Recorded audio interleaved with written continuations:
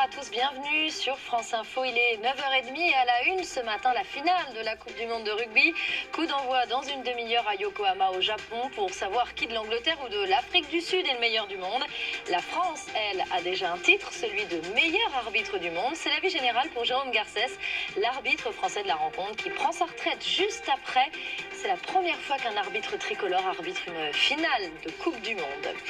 L'info ce matin, c'est aussi la première tempête de l'automne. Amélie, attendue la nuit prochaine sur les côtes atlantiques. Météo France place 3 départements en vigilance orange au vent violent. Vendée, Charente-Maritime et Gironde. Le plus fort de la tempête, ce sera entre 2 et 3 heures du matin. Il peut y avoir des rafales jusqu'à 130 km/h près du bassin d'Arcachon et des crues, alors soyez très prudents. Pour la première fois depuis l'attentat, une partie de la rédaction de Charlie Hebdo se réunit à Strasbourg juste avant le sommet du Forum mondial de la démocratie. Très important de pouvoir aller de nouveau à la rencontre du public, estime la dessinatrice Coco sur France Info. Les Gilets jaunes réunis à Montpellier pour ce qu'ils appellent une assemblée des assemblées, 4e réunion du genre pour débattre et discuter de leur avenir.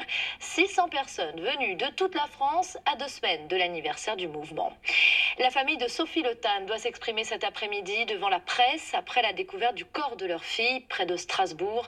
Demain, cérémonie de recueillement où des dizaines d'anonymes sont attendus pour rendre hommage à la jeune femme morte le jour de ses 20 ans. Un nouveau revers pour l'armée malienne. Une attaque djihadiste a tué au moins 53 soldats maliens dans un camp militaire du nord du pays, à la frontière avec le Niger. Le gouvernement parle d'attaque terroriste. La France, l'Allemagne, le Portugal et l'Irlande vont se répartir les 88 migrants du bateau humanitaire Alan Kurdi. Ils ont trouvé un accord pour les accueillir. Le navire de l'ONG allemande Sea-Watch va pouvoir accoster au port de Tarente, en Italie, après une dizaine de jours à attendre en mer. L'Olympique de Marseille n'a pas le droit à l'erreur cet après-midi. Après une seule victoire en 7 matchs, Marseille reçoit Lille pour la 12e journée de Ligue 1 de football. Coup d'envoi à 17h30 et à 20h, 4 matchs dont Toulouse, Lyon et Angers-Strasbourg. Hier soir, le PSG est tombé de haut, défaite 2-1 face à la Lanterne Rouge Dijon.